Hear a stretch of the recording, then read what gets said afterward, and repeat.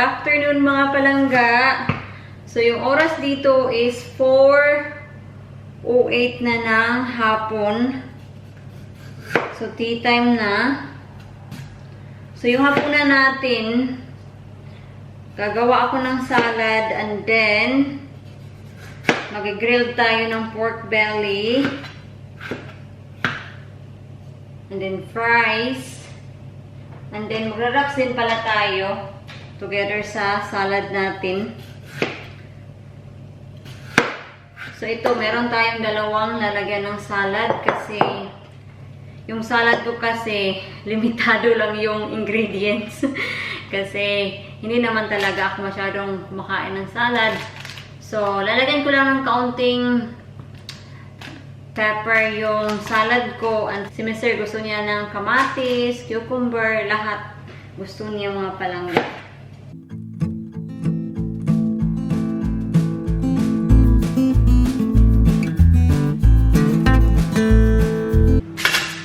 So, ito yung pork natin.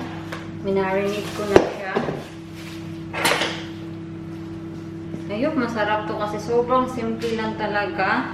Lagyan ko lang siya ng toyo, garlic powder, onion powder, and kaunting asin. Yun lang.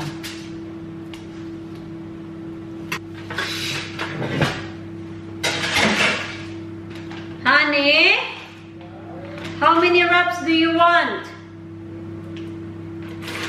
I just want one wrap.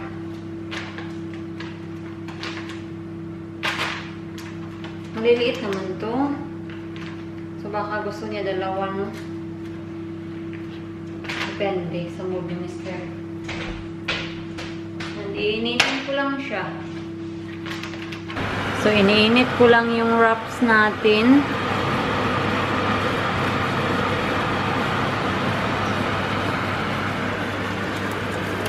Nagugutom na talaga ako mga palangga.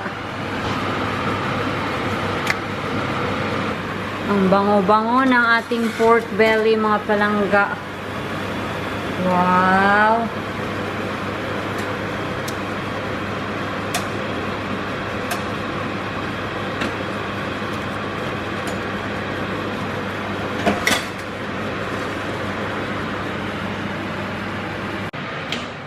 Honey!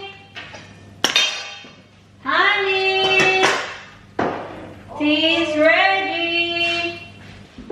There's two salads in here. Yeah. So one's yours, one's mine. Yeah. Because where's the other one? Oh, so really? I thought that was for... Yeah, because you've got tomatoes in there, all the salad stuff. Yeah. I thought I was joking. I thought you were taking this to work with you. No. I'm serious. So ito na yung finished product mga palangga. Papakita ko lang sa inyo. Ito na yung pork belly natin. Pork and yum. Ang bango-bango talaga. Let's go! Kain muna kami mga palangga. Tapos na kami sa aming hapunan mga palangga. And sobrang nagustuhan ni Mr. yung pork belly. Sabi niya sobrang sarap daw. So, it's a good job. So, ngayon, pupunta tayo dito sa garden natin sa strawberry. Kasi, Monday, nag-pick ng mga strawberry si Mr. Pero, kakunti na lang. Nakalimutan ko nga mag-vlog. Well, I was at work for 14 hours. So, pag uwi ko, gabi na. And then, Tuesday, sobrang tired ko. Hindi ko na talaga napakita sa inyo. Pero sabi niya, meron pang natira na strawberries. And yes, I can see it mga palangga. Meron pa. Look. Na-spoil talaga yung strawberries natin nung umulan. Sabi din ng ng katrabaho ko na farmer, na-spoil talaga yung strawberries nila. Sorry? Huh? Your vine died off, isn't it? My vine? It's not looking very healthy either. My grapes? Yeah. Oh no. Can you get me gloves, please? Where are they? They're under the sink. Really? Please. Sabi ni Mr. yung ano daw natin mga palangga, yung grapes. Sorry? There's a log just here. Just watch it. Okay. Yeah. Sabi ni Mr. yung grapes daw natin mga palangga. Yung grapes daw natin namatay. It doesn't look like healthy. I will check the grapes later. Yeah, when we got them, you give me a funny look when we bought them. Because this is for the kids. Yeah, but you use them all the time. Yeah, I know. Right, so ta-timelapse ko lang kayo mga palangga and don't mind my bottom kasi nakapajama lang We've ako. had babies. What is that? Eggshell. Oh, look! Meron tayong eggshell. Where did you get it? From grass. The grass. Okay.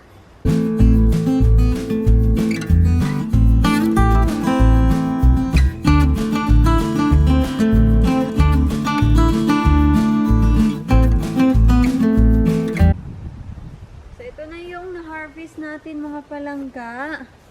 Not bad kasi akala ko talaga hindi karamihan yung ma-harvest natin. Kasi yun na nga yung sabi ni Mr. Konti na lang. Pero I'm surprised na yan. Malapit siyang mapuno.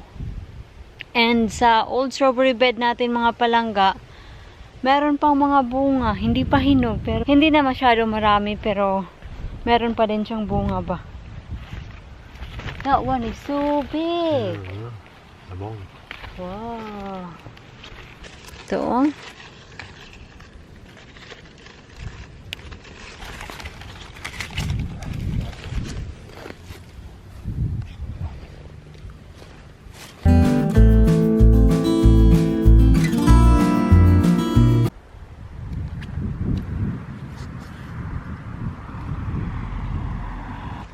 I found a good strawberry. Yan. So ito mga palangga. And that's it, I think. Yeah, that's cool. Oh, we still have here. Few. A lot of rhubarbs. Ito yung dietan. Eh? Got rhubarb in here. Tingnan nyo yung rhubarb natin mga palangga. There's plenty han. Plenty. That's it. So, that's it. That's it mga palangga. So, ito lahat yung harvest natin. Not bad talaga kasi yun na nga, hindi ako nag-expect na ganito kadami yung ma-harvest natin. At meron pang bunga which is good. Kasi tingnan nyo yan oh. Yan. Yan oh. Yan. Puntahan natin yung ating raspberries. Yung cabbage natin mga palangga. Namatay yung isang cabbage natin oh. Cabbage, sorry. Cauliflower. Yan, namatay siya oh.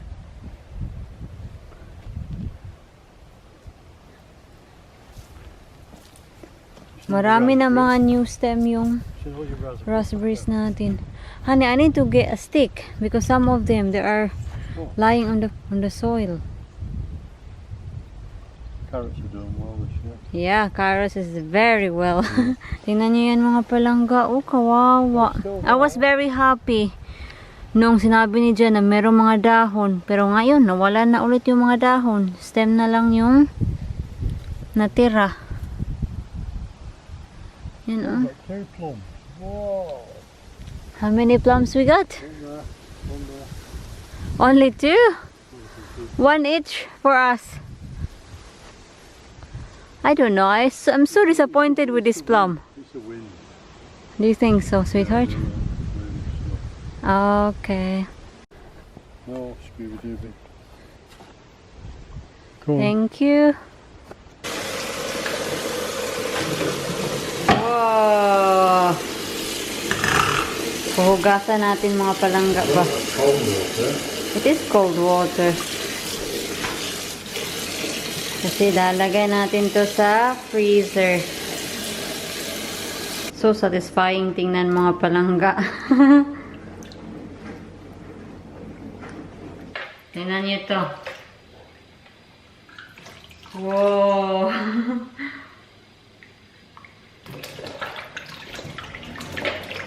So ito mga palangga, ito yung dadalhin ko sa trabaho tomorrow. Babaunin ko ba?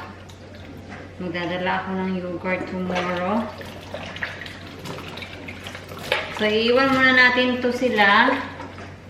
And then mamaya kukunan natin sila ng crown. Then ilalagay natin sila sa freezer bag. And yun na. Maganda to pang smoothie.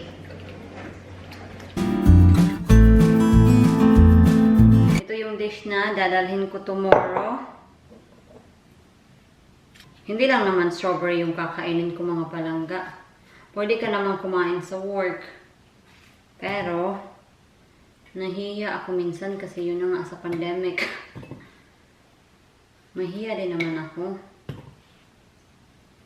Masarap to pag nilagyan mo siya ng yogurt.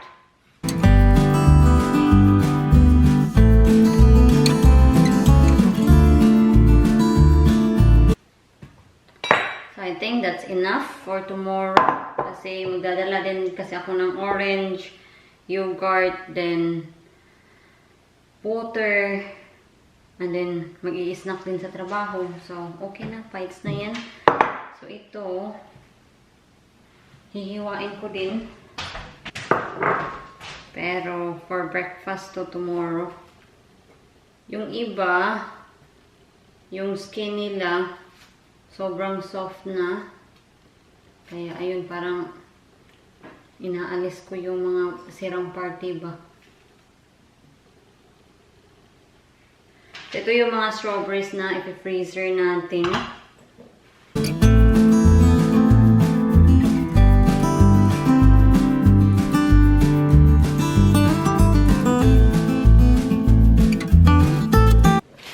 Sila lahat mga palangga, and napagdesisyonan ko na isama na lang sila sa nailagay na lang sila sa isang bag.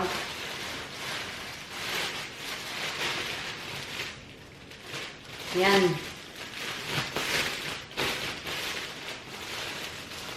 So lalagyan natin ng date. Tapos, ilagay natin sa freezer. So, anyway mga palangga, ito na din yung vlog natin for today kasi kailangan ko pang mag-plancha ng uniform ko kasi meron akong trabaho tomorrow. And yung oras dito is 8:33 na ng gabi. Yes, maliwanag pa. Pero, yun na, wala nang ganap. So, I'll see you tomorrow. Bye! Mag-grocery tayo mga palangga. Today is Thursday. So, naisipan namin mag-grocery ngayon para ngayong weekend hindi na kami pupunta sa Tesco. Kasi wala na akong time pumunta sa Tesco ngayong weekend kasi kailangan ko mag-revise. Ang dami kong gagawin. Sumasakit na naman yung ulo ko dahil nai-stress ako. That's it. Ready? Steady. And go! So, yung grocery namin, parang... Again. I don't know. What are we gonna get, hon? Stuff? You said we need to go shopping. Yeah, I need some chicken breast. I need some muffin. What else? I need some milk. We will see when we get there. What's the temperature? 19 degrees. I know. Medyo pagod din ako mga palangga kasi kagagaling ko din It's lang. electric closing that gate. Oh, I see. Kagagaling ko lang din sa Many trabaho. cars. 8 hours ako kanina.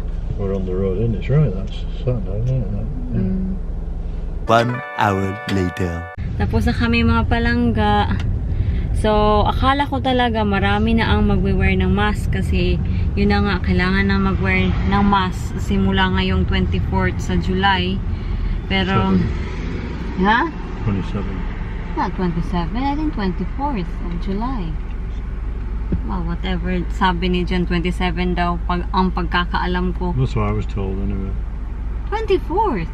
Is it? I don't know, whatever, but somewhere See? in that See? date.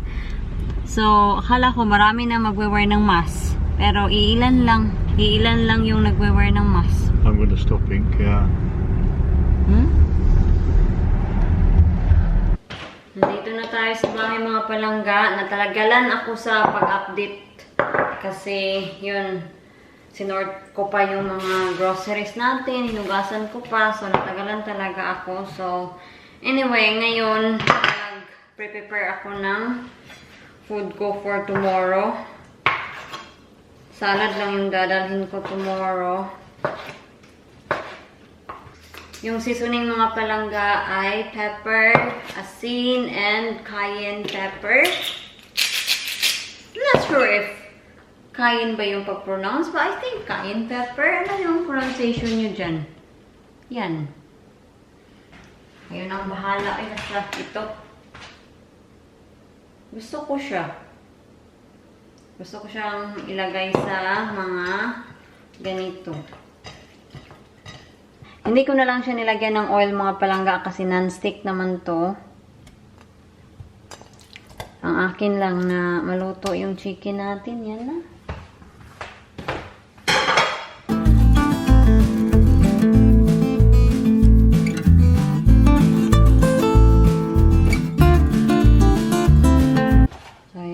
Palangga, luto na yung chicken natin. Lalagay ko lang siya dito.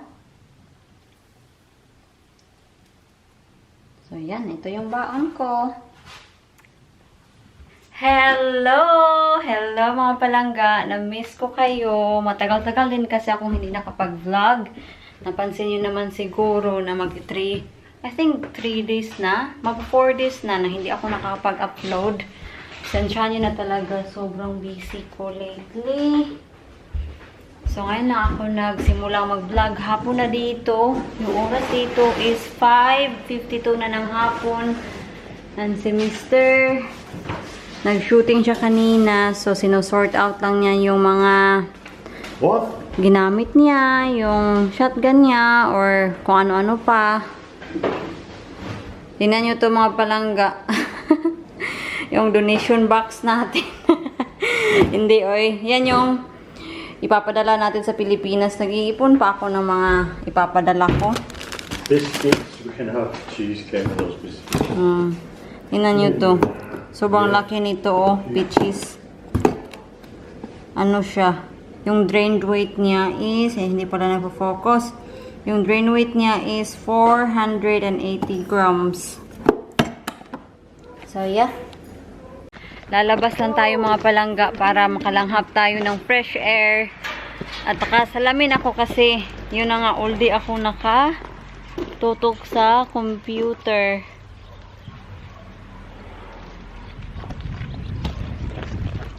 Hello, sir. Hello, madam.